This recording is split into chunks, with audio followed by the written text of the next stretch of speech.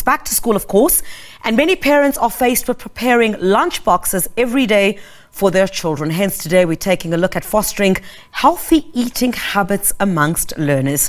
So from those nutritious lunchbox ideas to the importance of balanced meals, let's chat now via Teams to Petronell Kruger, who is the Programs Manager at Healthy Living Alliance, to help us explore initiatives and tips how to cultivate a culture, I guess, of wellness amongst our young people. Petronell, thank you so much. I don't think it's only the young ones who are struggling with healthy lunch boxes. I'm struggling too.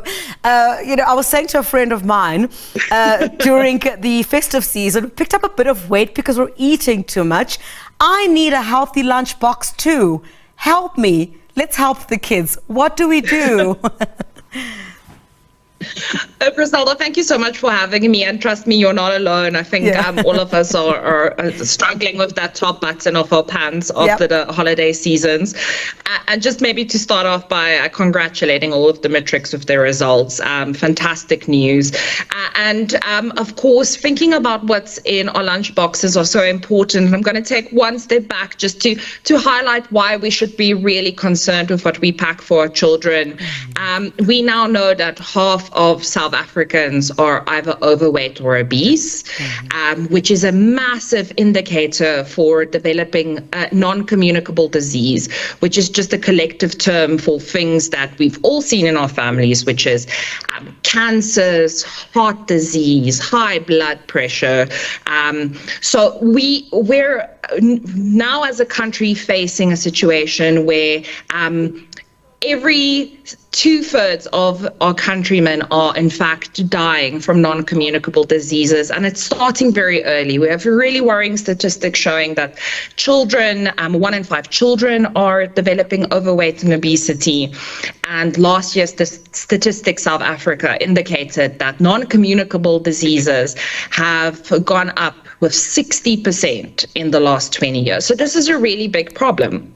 And why do I raise this? Because what is one of the main modifiable risk factors for this type of disease, and that is diet. But it is incredibly difficult to know what is and what isn't healthy. And right now, the Department of Health does have labeling regulations out, which proposes to clearly on the front of packaged food indicate if there's a component of the food that parents should be worried about, which is a great initiative, and please go out and support it. And be careful of foods that claim that they are in fact healthy when they're not. So foods that are ultra processed, cheeses that are pre-cut, packaged foods, those frozen pizzas, and really worryingly, a lot of parents still believe that fruit juice is healthy, when in fact, lots of studies have indicated that fruit juice can carry... Fruit juice is not healthy. Studies have shown that drinking fruit juice can have the same impact as drinking sodas because of the high sugar content. So eat your fruit, don't drink it. Okay, so that goes for me too, I guess. All right, I think I'll stick to water for a couple of months. Thanks for that.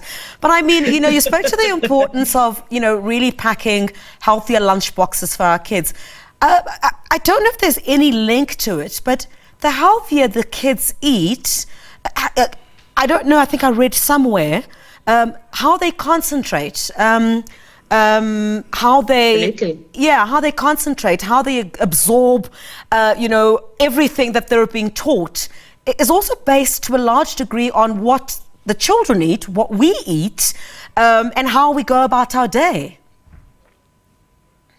100%. So healthy eating habits, eating low in salt and sugar and certain fats, have been linked with increased concentration, overall brain development, and something that, of course, that we should be worried if our kids are not eating healthy is if children are carrying around a few extra pounds or kilograms. It has a considerable impact in the odds of them developing diseases like diabetes diabetes later in life. So there's a real risk of the insulin reaction being off. And study after study shows that once a person has picked up the weight, it becomes really difficult, almost to the point of impossible statistically, to long-term throw that weight off. So children that are overweight or obese are in all likelihood going to turn into overweight and obese and unhealthy adults. So we should really, as a society, nip it in the bud. But of course, as you've indicated, and your reaction now tells me that it's so difficult to access this information. Lots of people, for example, do not know this about fruit juice. So we need to do something about the way that, as a society, we communicate this information. And of course, education and literacy is very important. But the reality is it's very difficult. I don't know if you've tried to read a label recently, but it's fructose this. Yeah. Sorry, Petronell. And that's exactly my next point. Are you engaging, with educational programs, at the Healthy Living Alliance, to teach children about the benefits of various food groups? But also this would be crucial in schools as well, because that's where these kids are spending most of their time. Absolutely. So one of the things that we want to achieve at Healthy Living Alliance is, of course, educating the public. But we have to move beyond that step, because it's incredibly difficult to get this high level, almost university nutrition literacy within schools. But there are great interventions that we can do. So, for example, in Chile, there is a ban on selling certain categories of unhealthy foods in schools. There's also been a big movement to make sure that at places where children gather, that there's restrictions on what can and cannot be advertised. And if you think about it, we're already doing it for things like alcohol and tobacco. And given how risky unhealthy eating can be, we naturally have to progress to a point where we start exercising discernment in what kinds of advertisements we allow children to see.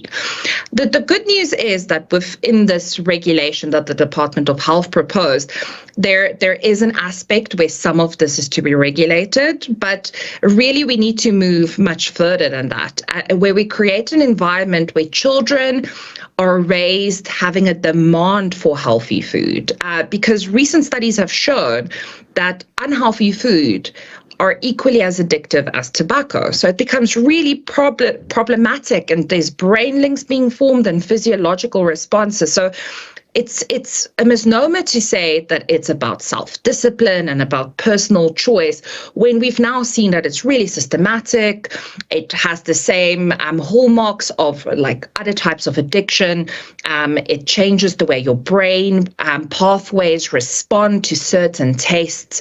So this is a really big issue, and leading to the largest group of people in our country dying. Statistics South Africa last year, when they came out of with the statistics around the deaths relating to non-communicable diseases, called it a looming health crisis. 15% of our health budget is spent on treating non-communicable diseases, which is absolutely phenomenal if you think about it. So true. Petronell, thank you so much indeed. I promised to start packing healthier lunchboxes, and then I'll tell you in a couple of months if that's really helped me in terms of my concentration and everything else. Great work that you're doing. Thank you very much, Petronell Kruger, who's Programs Manager at Healthy Living Alliance.